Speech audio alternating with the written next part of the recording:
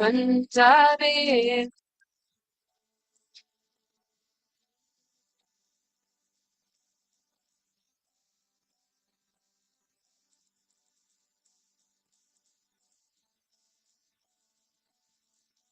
Yasharan. Rajajan.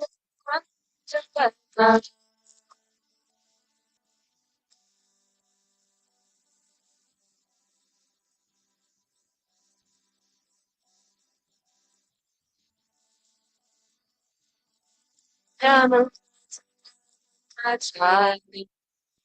Jaya. Jaya. Jaya.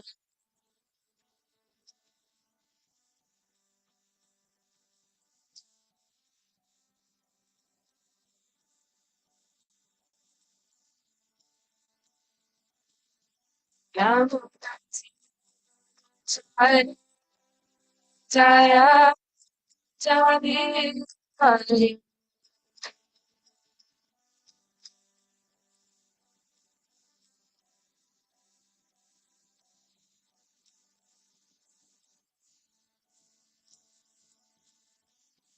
Hare Krishna, Hare Krishna, Krishna, Krishna, Hare Hare,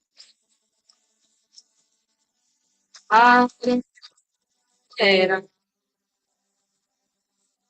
Rama,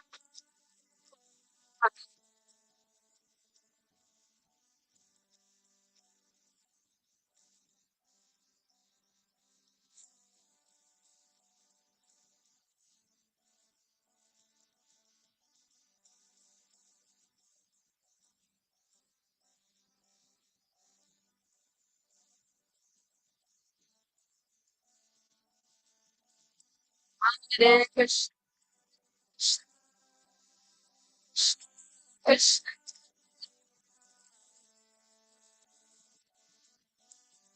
Hare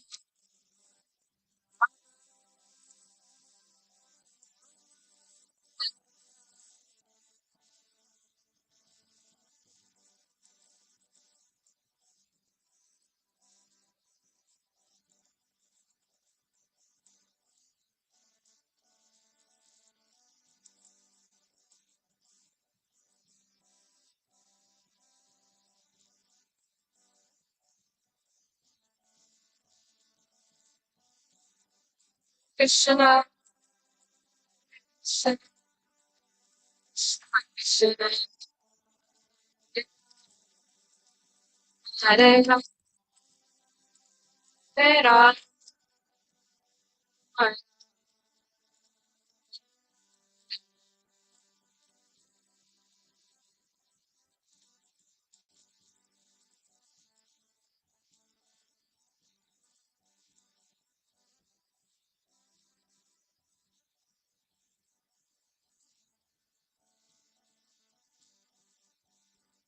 Radha Radha Radha Radha Shira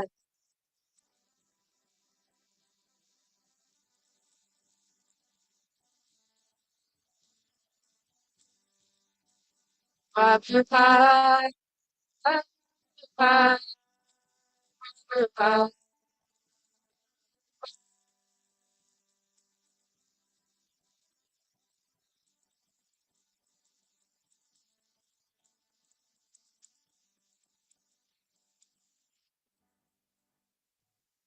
Prabhupada ki Jayam Vishnu Pad Paramahamsa Prabhujakacharya Saraswati Divine Grace A.C. Bhaktivedanta Swami Srila Prabhupada ki Jayam Vishnu Pad Paramahamsa Prabhujakacharya Saraswati Divine Grace Bhakti Siddhanta Saraswati Goswami Maharaj Prabhupada ki Anantakoti Vaishnava Vrinda ki Namacharya Srila Haridas Thakur ki ISKCON founder Srila Prabhupada ki Prabhupada Shri Krishna Chaitanya Prabhu Nityananda Shri Advaita Gadadhar Shiva Sari Gaur Bhakta Vrinda ki Shri Shri Radha Krishna Gopa Gopinath Rama Kund Radha Kund Giri Govardhana ki Shri Vrindavan Dham ki Ganges Maya ki Jamuna Maya ki Bhakti Deva ki Tulsi Deva ki Shri Shri Harinam Sankirtan Yagya ki Samaveda Bhaktivinoda ki, Nitai Gaur Premanandi, Yadi Yadi Bo.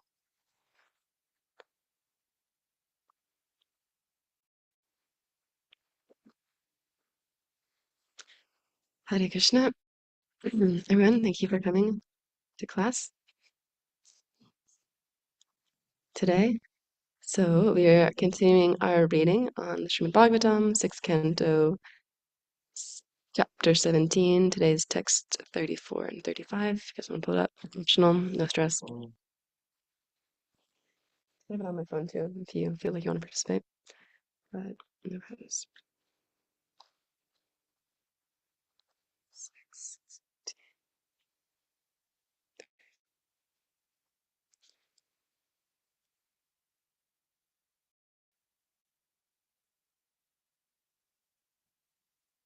Om Namo Bhagavate Vasudevaya.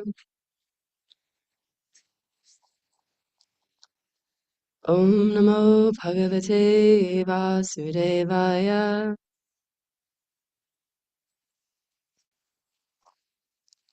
Om Namo Bhagavate Vasudevaya.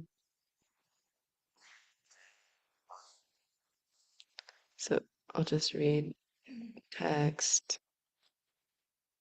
Maybe should we just repeat 35? Or should we do both of them? Can you repeat the one with the purport? I think it's a joint purport. So 35 is the last one then. Oh, it's 34. Yeah. Okay. Tasya Chayam Mahabhagash Chitraketu Priyo Nagaha Sarvatra Samadrikshanto Hyaham Chaiva Chittapriyaha Smam Na Vishmaya Karya Purusheshu Mahatmasu Mahapurusha Bhakteshu Shantasheshu Samajarshishu Tasya Chaya Mahabhagas Chitraketu Priyo Nagaha Sarvatra Samadrikshanto Hyaham Chaiva Chitta Priyaha Tasman Na Vishvaya Karyaha Purusheshu Mahatmasu Mahapurusha Bhakteshu Shantashishu Samadarshishu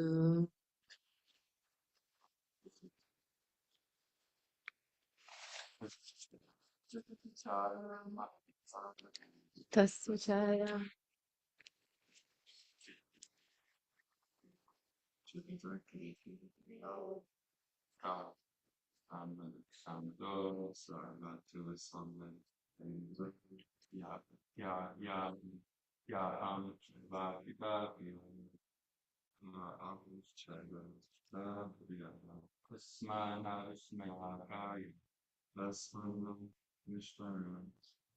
Purushesha Mahatmashu Purushesha Mahatmashu Mahapurusha Bhakteshu Mahapurusha Bhakteshu Santeshu Samadarshishu Santeshu Sastarshishu Tasya Chaya Mahabhagya Chitakeshu Priyonuga Sarvatra Samadrikshantam Sarvatra Samadrikshantam Chaiva Chutyapriyaga Aham Shiva Kiva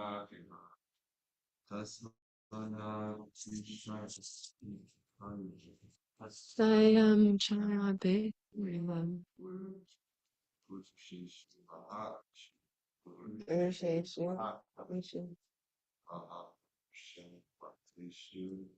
Purush Bhakteshu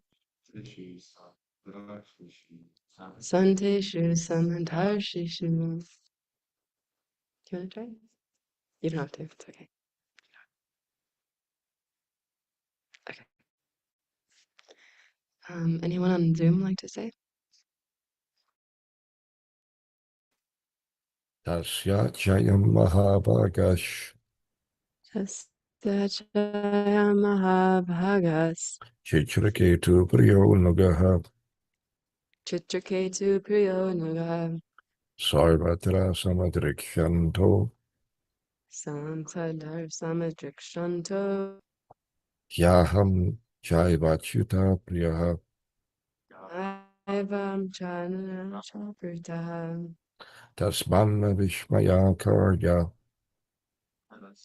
Brahmanshastravakshayam Purvisheshu Mahatmasu Rudasheshu Mahatmashu Mahapurusha Bhakteshu Purusha Bhakteshu Shanteshechu Samadashishu Santeshu Samaseshu. Word for word, please repeat. Tasya, of him, Lord, the Lord. Cha, and Ayam, this. Mahabhaga, the most fortunate. Tiketu, King Tiketu. Priya, beloved. Anugaha, most obedient. Most obedient servant. Sarvatra, everywhere. Samandrik, sees equally. Shantaha, very peaceful. He, indeed. Aham, I. Cha, also. Eva, certainly. Achyutapriyaha, very dear to Lord Krishna, who never fails. Tasmat, therefore. Na, no. Vishmayaha, wonder. Karyaha, to be done. Purusheshu, among persons. Mahatmasu, who are exalted souls. Mahapurusha Bhakteshu, devotees of Lord Vishnu. Shanteshu, peaceful. Samadarsheshu, equal to everyone. Translation and purport by Srila Prabhupada, Srila Prabhupada Ki Jai. Translation: This magnanimous Chitraketu is a dear devotee of the Lord. He is equal to all living entities, and he is free from attachment and hatred. Similarly, I am also very dear to Lord Narayan. Therefore, no one should be astonished to see the activities of the most exalted devotees of Narayan, for they are free from attachment and envy. They are always peaceful, and they are equal to everyone. This is Lord Shiva talking, by the way. Purport. It is said, Vaishnavara Kriya Mudra Vijnana na Buddhaya. One should not be astonished to see the activities of exalted, liberated Vaishnavas. As one should not be misled by the activities of the Supreme Personality of Godhead, one should also not be misled by the activities of his devotees. Both the Lord and his devotees are liberated. They are on the same platform. The only difference being that the Lord is the master and the devotees are the servants. Qualitatively, they are one and the same. In Bhagavad Gita, the Lord says, 9:29, Sammoham sarvabhuteshu na me dvesho stina priyaha ye bhajanti tumam bhaktya Mahi te shuchakyaham. I envy no one, nor am I partial to anyone. I am equal to all, but whoever renders service unto me in devotion is a friend in me, and I am also a friend to him. From this statement by the Supreme Personality of Godhead, it is clear that the devotees of the Lord are always extremely dear to him. In effect, Lord Shiva told Parvati, both Chittiketu and I are always very dear to the Supreme Lord. In other words, both he and I are on the same level as servants of the Lord. We are always friends, and sometimes we enjoy joking words between us. When Chitraketu loudly laughed at my behavior, he did so on friendly terms, and therefore there was no reason to curse him. Thus Lord Shiva tried to convince his wife Parvati that her cursing of Chitraketu was not very sensible.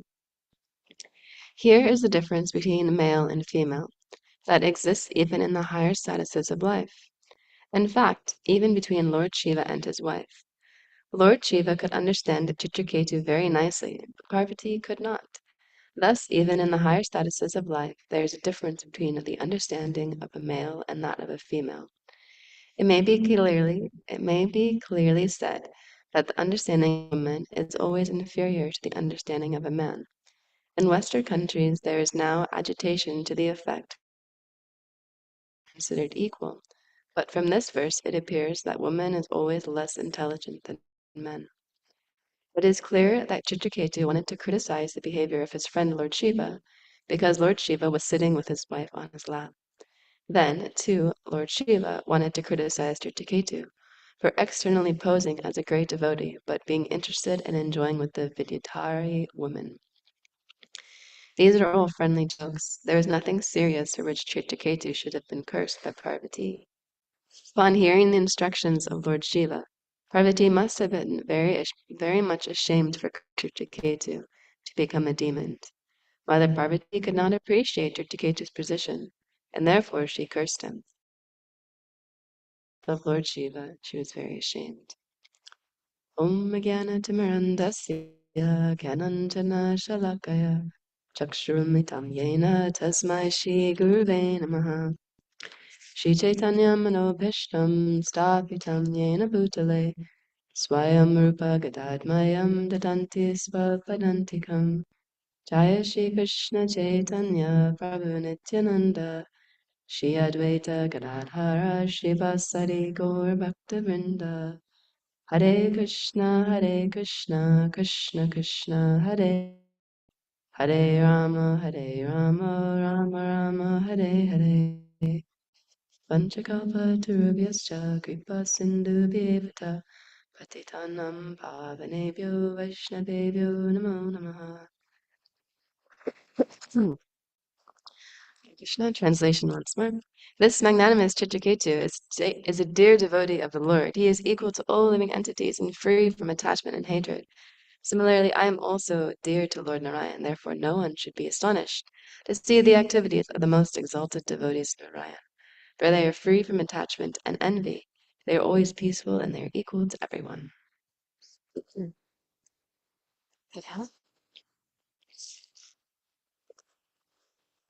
I'm just recovering from a cold, so sorry if I'm a little croaky.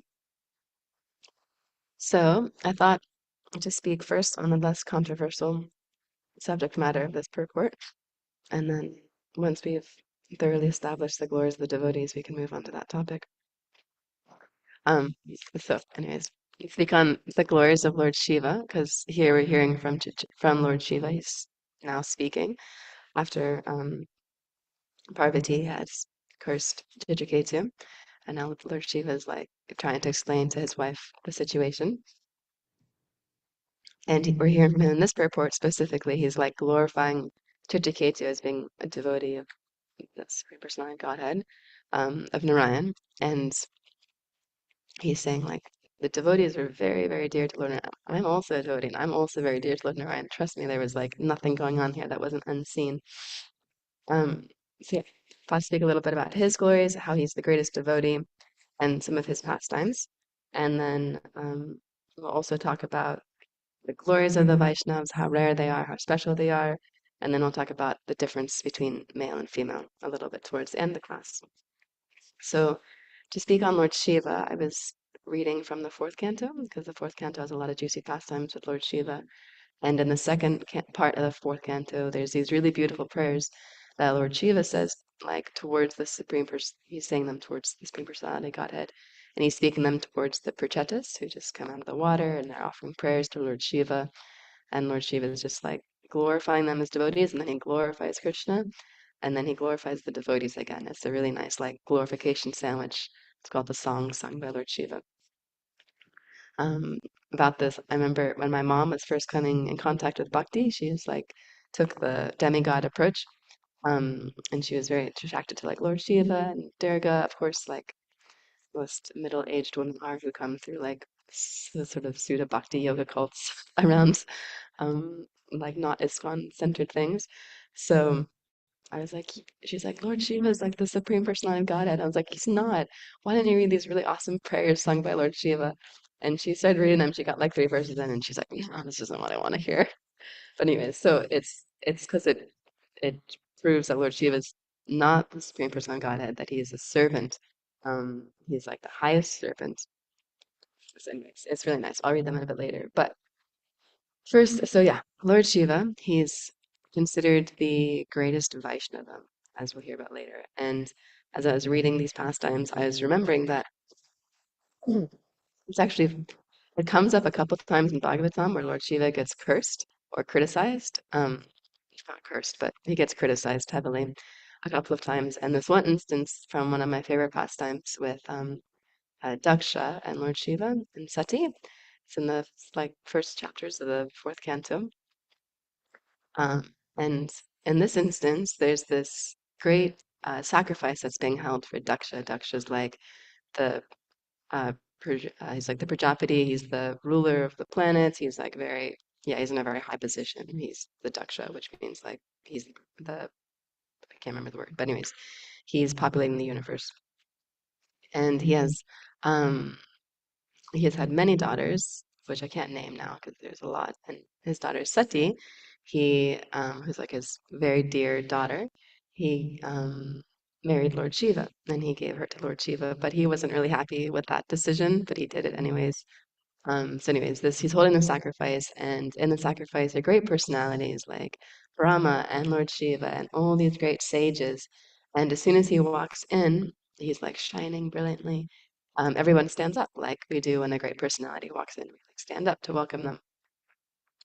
So he walks in and everyone stands up, but Brahma doesn't stand up because Brahma's his father, and Lord Shiva doesn't stand up because Lord Shiva is like super senior to him because he's also above his position. So when Daksha sees this, that Lord Shiva didn't stand up, even though technically he's like his son-in-law, which is a superior position, he gets super offended. And because he's already been holding on to this like envy in his heart towards Lord Shiva, he just totally like lets it out in this assembly, and he criticizes him very heavily. And I can't remember all the criticism, thankfully, but I do remember a few, which is, he says, like, I gave my daughter to you, to this man, and my daughter has eyes like that of a doe, like a deer cub. He's like, and this man has eyes like a monkey. He covers his body in ash and he wears garlands of skulls and he always hangs out in crematoriums. Like, and now he won't even stand up. And then he's like, this entire place has become polluted because of this offense. So he leaves. So this is like a heavy offense, a heavy criticism towards Lord Shiva. But Lord Shiva is just because he's like self-satisfied, he's very passive, and he doesn't get offended by Daksha's like criticism. It's just kind of like whatever, like Daksha, like when a kid criticizes like the parents, and it's just kind of like okay, whatever, like not a big issue. So he's not offended. And then later in this pastime, as it unfolds very expertly, which also describes nicely the difference between the way that men and female think. It's actually an expert pastime if you want to and like kind of understand how men and women think differently is just read this pastime because it's yeah, beautiful. I really like it. So Daksha's holding this like festival, like this huge party at his house, and he invited everybody except for his daughter. And because they live in like the heavenly planets, they can see from Sati, from where her hermitage is with Lord Shiva. She's looking in the sky and she knows this party is happening. She's heard about it from like her mates, her friends, her family. And she sees the airplanes flying in the sky, like going to the party. And she just like really wants to go, you know? She's like, I just want to go. Like, come on, all my family is gonna be there, my friends are gonna be there, and everyone's gonna be there, and I'm not invited. And it's such like a feeling of wanting to go. I remember, yeah, a few years back when I was living in the ashram and I think I had hurt my foot, and there was a huge festival happening at our yoga studio, and I really wanted to go, and like everyone in the ashram was going, and I couldn't go because I wasn't allowed to go there because I had hurt myself. And I was like, oh, I just like want to go so bad. Like you're willing to do anything because you want to go. And Lord Shiva's telling like his wife, he's like, listen, like if you go, nothing good is gonna come of you going there. Like it's just a bad idea because like you weren't invited. Like no one's gonna appreciate you. Actually, it'll just be an awful situation. But she's like pacing back and forth. No, no, I really, really want to go. And he's like, it's really not a good idea. Like if you go, like your dad's not going to respect you. Like because he can see very clearly your dad's not going to respect you. These are the logical facts. He didn't respect me. He's going to disgrace me, which is going to hurt you. And then you're going to feel like terrible and something really bad's going to happen. So it's just not a good idea to go. But she's thinking, no, but my family's going to be there. My friends are going to be there. I have to go there to like show that I'm like to represent you because you're not invited. So I have to be there. So anyways, this dilemma is going on, and eventually she just decides, okay, I'm gonna go. So she goes by herself. And then because all of Lord Shiva's followers are so chaste towards him and also towards his wife, Sati or Parvati or Uma, all the same personality, then immediately all of his followers go as well. So his main leaders, I can't remember the name of at the moment, but his bull Nandi is there and some other demoniac leaders go with her to accompany her as like her entourage to this party. So you can imagine from maybe the perspective of like a like upper higher class, you've got this really flash party going on, and then all of a sudden all these like bhutas and ghosts and gobbly persons like rock up with Seti, and she's looking like gorgeous and comes there. So then, yeah, as this pastime goes on, without totally spoiling it, um, she goes there, and exactly what Lord Shiva said was going to happen. She rocks up, and she sees her mother and her sisters, and they're so happy to see her, and they're like hugging her, embracing her. But her father doesn't even look at her, like nothing, cold, like ice, like ghosting her. And she's so like offended that he's disrespected Lord Shiva, and now he's disrespecting her because she's in a relationship to Lord Shiva. That she criticizes him publicly in front of this assembly, and then she just decides that it's not worth maintaining her body that's been born from him. She doesn't have any connection with this person who's offended such a great devotee. So she sits down in the middle of the arena, takes purifies her body with some archman, and then says some mantras, and then self-combusts herself into fire. And then Lord Shiva, hearing about this, how this had happened, how his most beloved wife had gone, even though he had told her not to, but she went anyways, and this had happened. She'd been discouraged, disgraced by her father, and again criticized. He got very angry, and then this whole pastime unfolds, and he creates a demon, and yes, Lord Shiva's anger, which is very beautiful to read about, perfection of anger. So, yeah, this pastime of um, this sort of like seemingly Lord Shiva getting criticized, even though it's not criticism because it's between two Vaishnavas. This is like, yeah, this criticism, quote unquote, happens to Lord Shiva often in Bhagavatam because of his position that he takes to sort of take care of the mode of ignorance. He's sort of in charge of like the ghostly demons, um, yeah, this sort of lower creatures of life. Because he was, and this is because when he was born from Lord Brahma's forehead when Lord Brahma was angry because he had instructed his other sons, the four Kumaras, to propagate children. But they were like, no, we're actually going to remain as brahmachari little boys. And he was just like, I just created you. And of course, now the culture of disobeying your father's instructions is like super common. But in those days, it was very, very disrespectful to like say no. So these boys were like, no, Dad, we're not going to do that. And he got very, very angry. And then from this anger, he created Rudra, which is another name of Lord Shiva. And so he was in charge of basically this nature of the motive, ignorance, anger, destruction.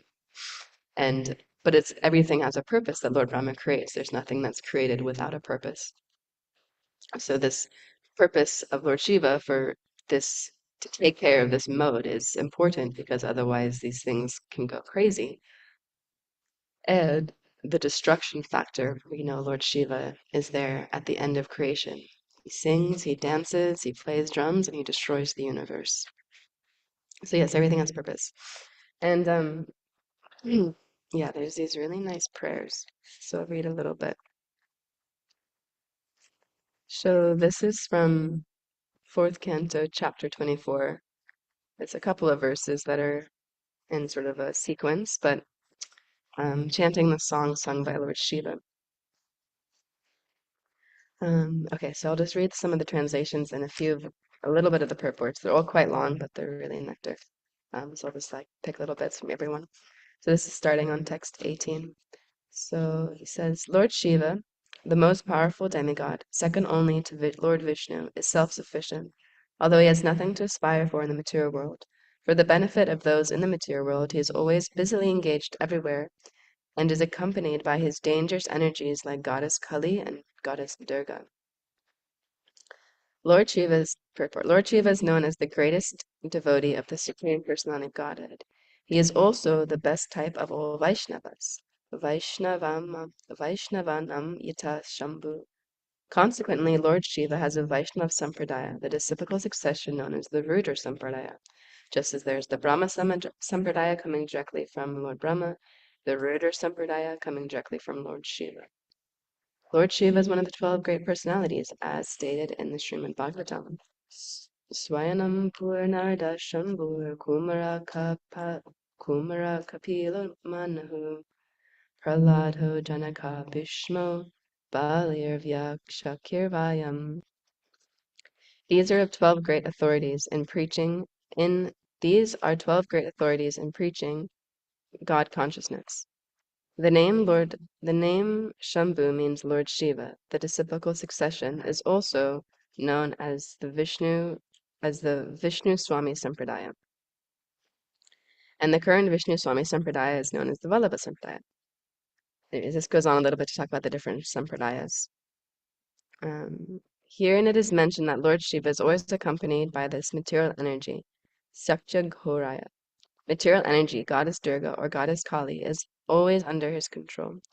Goddess Kali and Durga serve him by killing all the asuras or demons.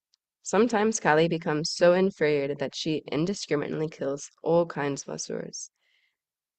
And then, yeah, so sometimes Lord Shiva has to stop his own energies from killing his own servants. That's how this mode is so intensely, yeah, contaminating. Okay, so is that next chapter?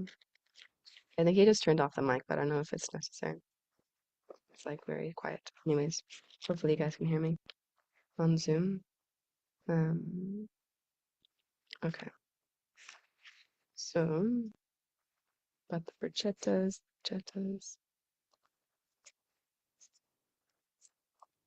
Okay.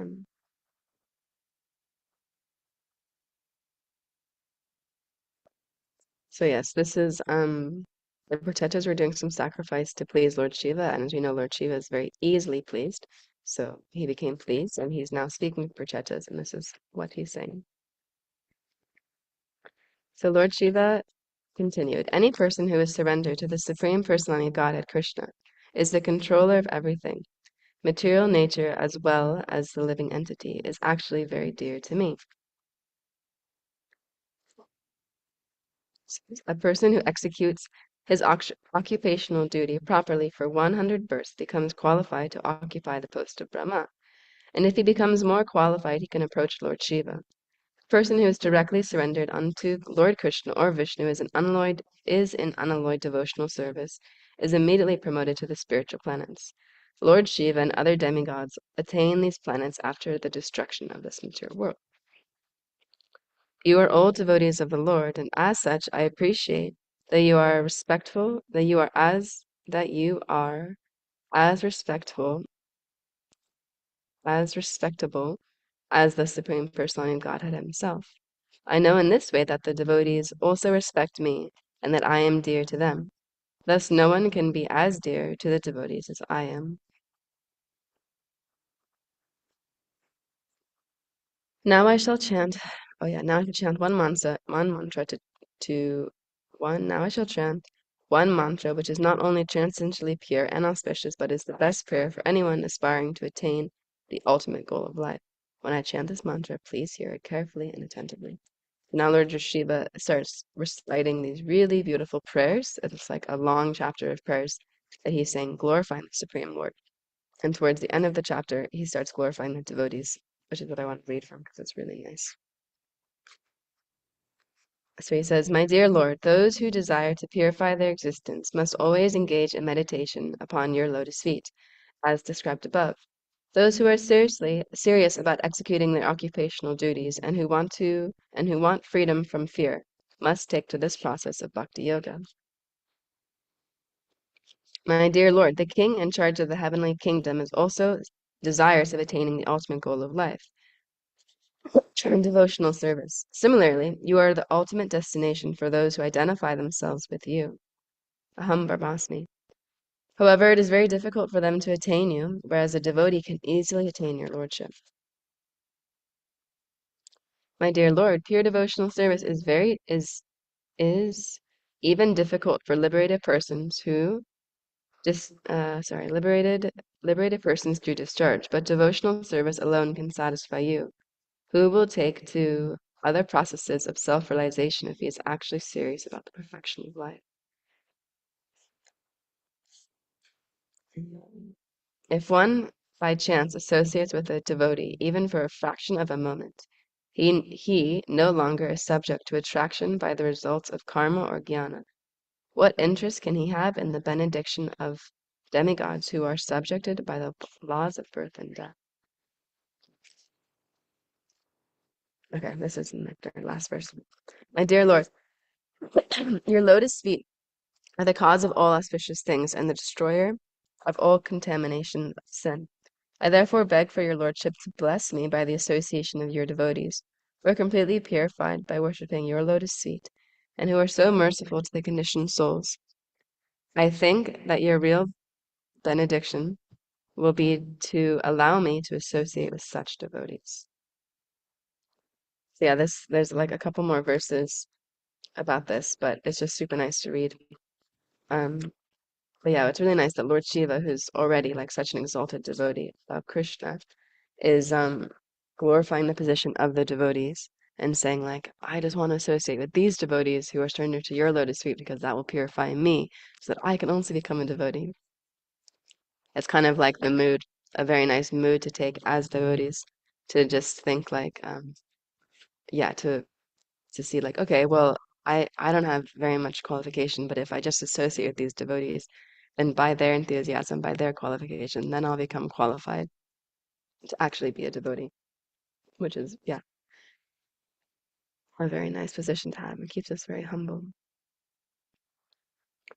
So, yeah, so this is very sweet. And then I want to speak just a little bit about the different levels of intelligence between the way that men think and the way ladies think. Let me see, I pull up this verse.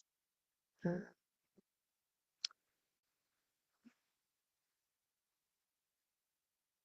remember what the numbers.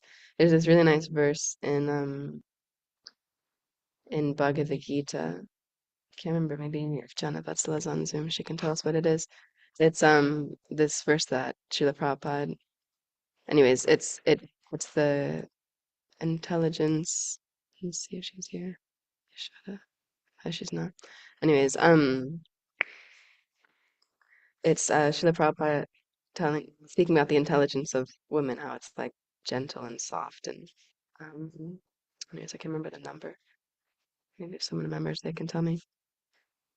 Anyways, so yeah, Srila Prabhupada's saying here in this purport the difference between the way that men think and the way that women think, um, how Lord Shiva instantly understood what Chitraketu was um, saying and how Parvati didn't, and therefore she cursed him because she couldn't understand how he was picking it up. Um, and I was just listening right after the retreat we had here recently with Arunpad Swami. I listened to quite a few lectures by Garuda Prabhu because I found the way he was speaking was very like entertaining, and so I wanted to see if more of his lectures were like that. And I happened to stumble upon one of his lectures on ISKCON Desire where he's talking about the intelligence of women, which I always find really fascinating, obviously, to listen to different great personalities speak about this, to hear their input on it. And he was in this part of this lecture, he was saying how, well, he was clarifying how men and women think very differently, which I used to, because I used to have when I was growing up, I had a lot of friends that were guys. So I was like, no, we're all on the same platform. We all think the same way. Like, it's not really that different. But yeah, and recently, in the past couple of years, I've been able to see it very clearly that men and women are actually very different species. Um, and in a good way, they're both very different. And we think very differently on very different subject matters.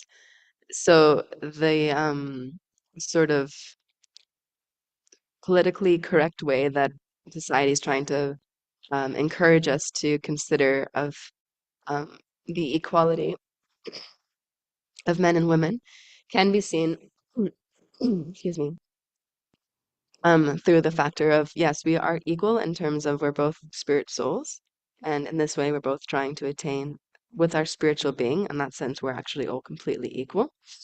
But if we look at us from our external point of view, there are some natural differences that are pretty hard to avoid. It's like comparing an elephant and a giraffe. Yes, they both walk on four legs. Yes, they're big animals. Yes, they can live in the same place. Physically, they both have eyes and nose and all different body parts.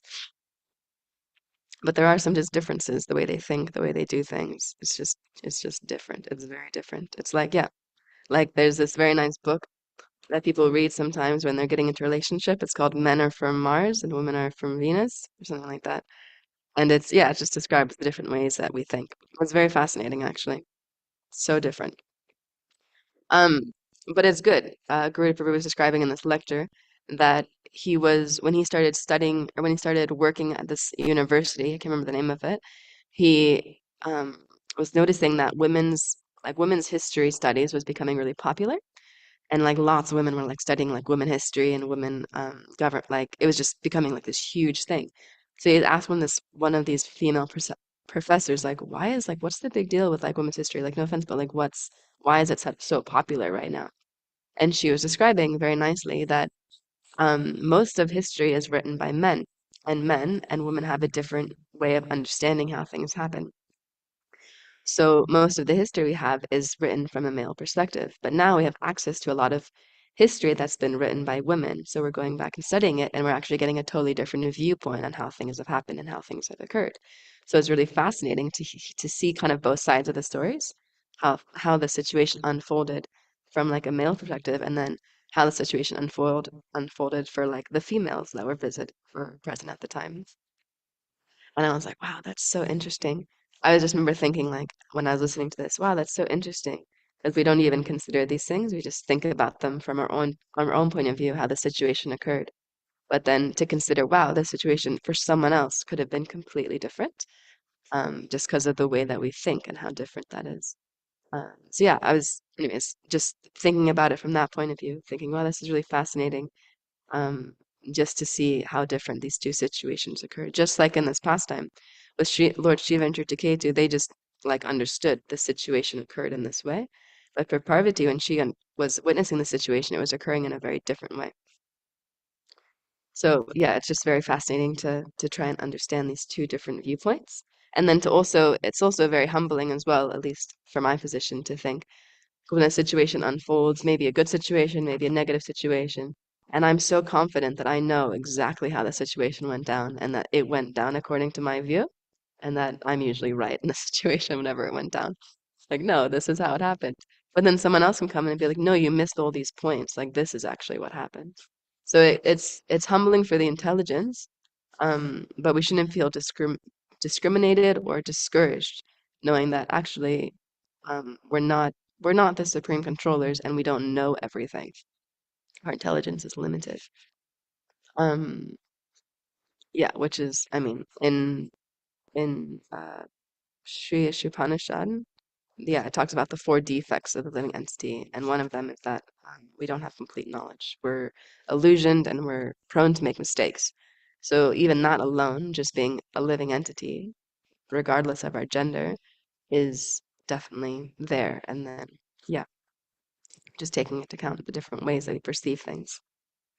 Um, and there's so many really nice pastimes in with Srila Prabhupada and his female disciples. There's this really sweet book that I haven't read in a while because I don't have access to it, but it's called I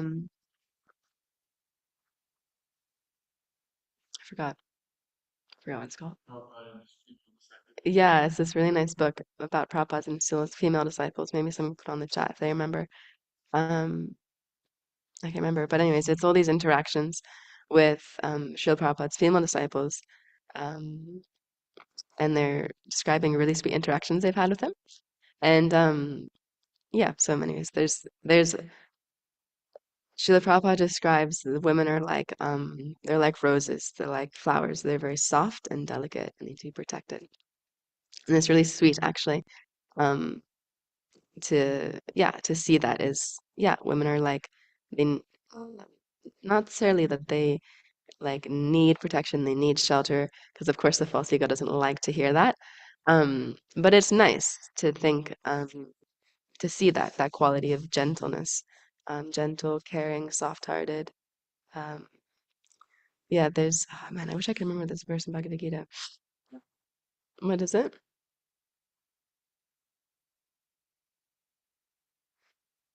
Among women, fame, fortune, fine speech, memory, intelligence, steadfastness, and patience. Yeah,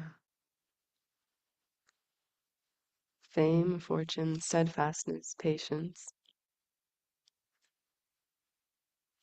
Anyways, that's a really nice verse to read.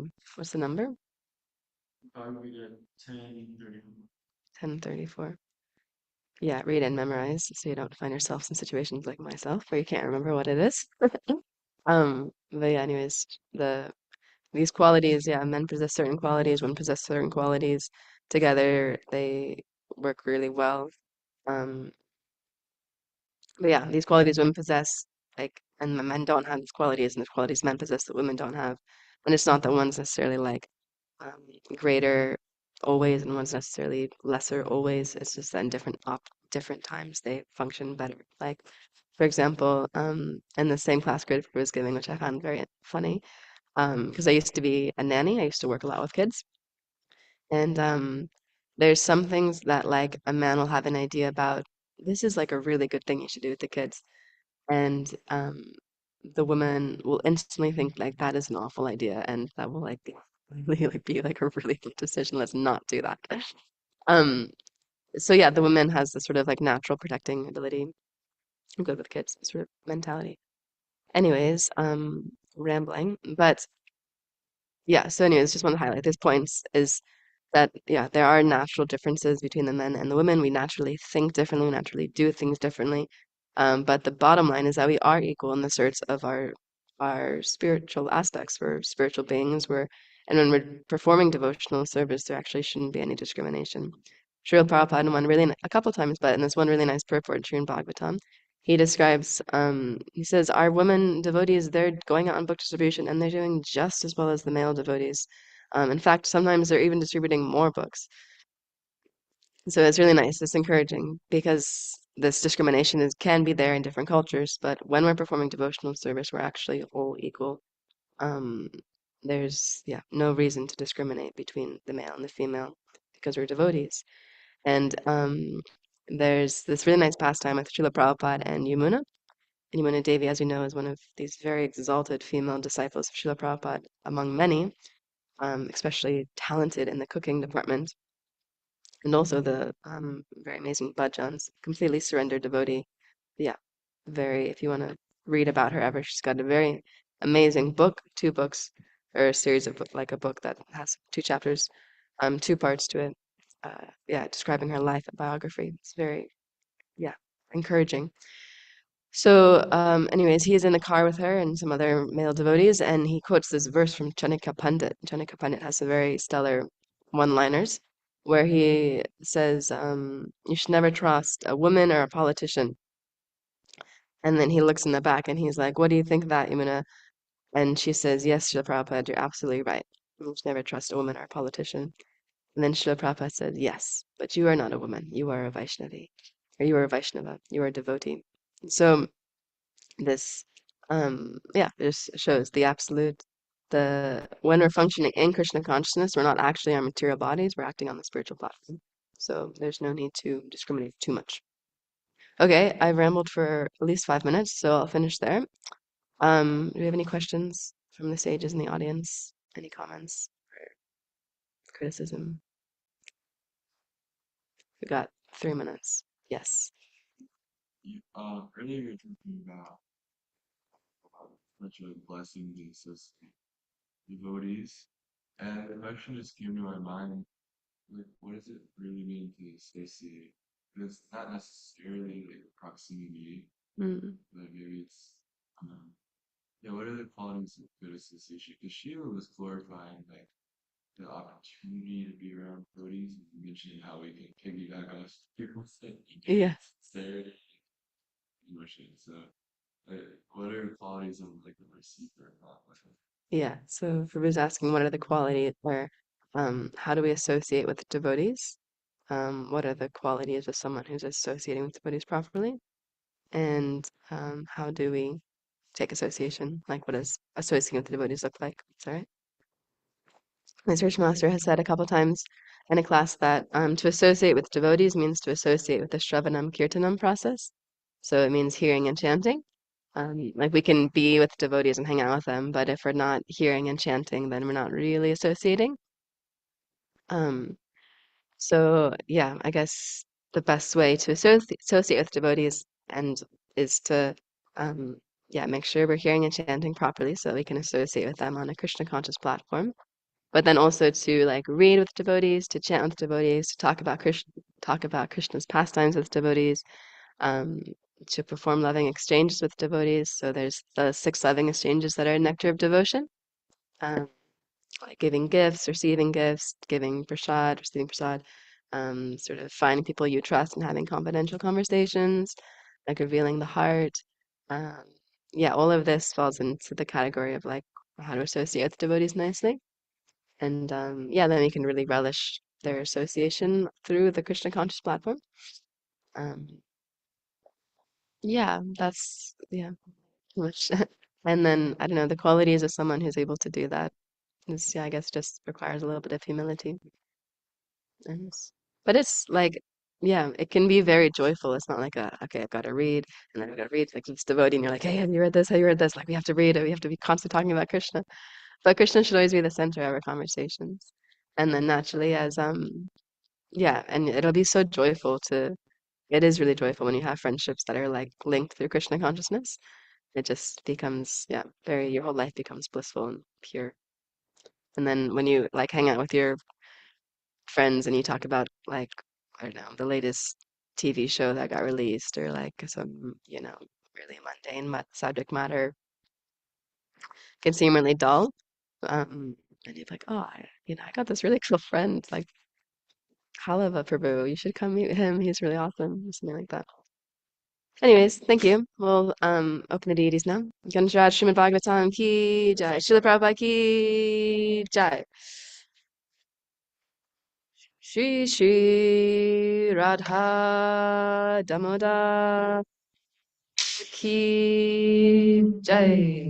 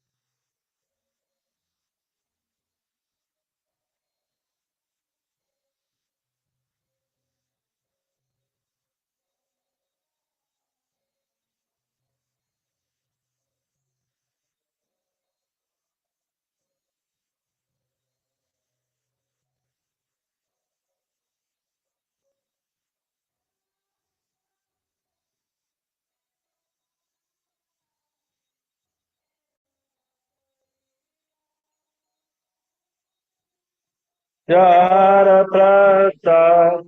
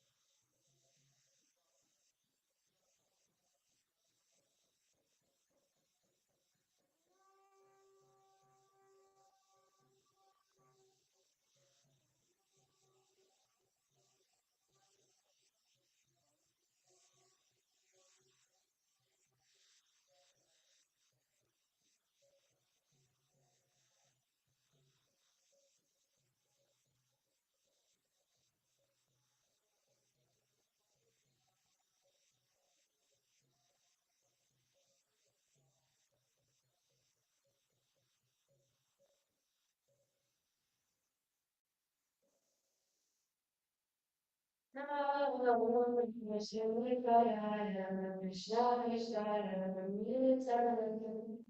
Radha-radha-radha, Krishna-Krishna,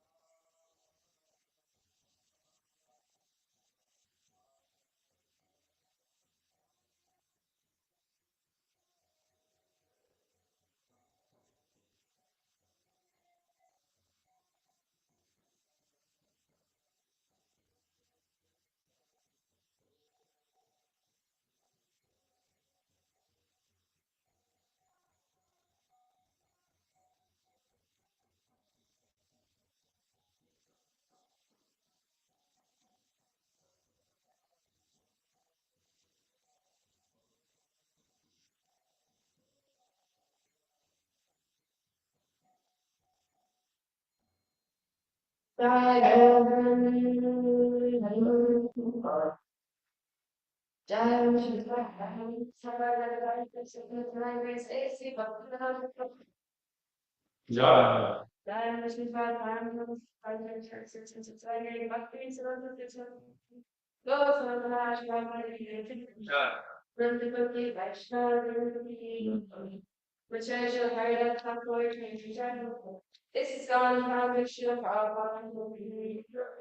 Shri Krishna Chaitanya Prabhu Nityananda Shri Advaita Gadadhar Shri Vasudeva Shri Shri Radha Krishna Gopal Shama Kundra Kundri Govardhani Ki Shri Vrindavan Ki Ranjit Mai Ki Tulasi Ki Shri Shri Hariram Sankirtan Devaki Samalaya Bhakta Vindaki Nitai Govardhani Oh. all glories to the Most Holy. All glories to the Most Holy. All glories to the Most Holy. All glories to Shri Guru Garuda.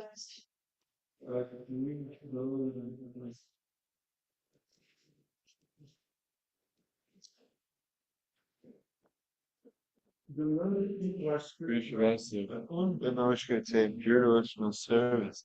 And his Lord's feet in great honor. By his grace, what Christ the worship and material you live, Lord of Krishna. And God will work in the law. Tell him who is the perfection. When all done, you live my dark you find water that and bird. I mean, it's that I got you in the sun, it's just so very tricky things. Our situation about 6 on the out. Last things was the blessed gives you the university. Your things are all of your say your God and the he died.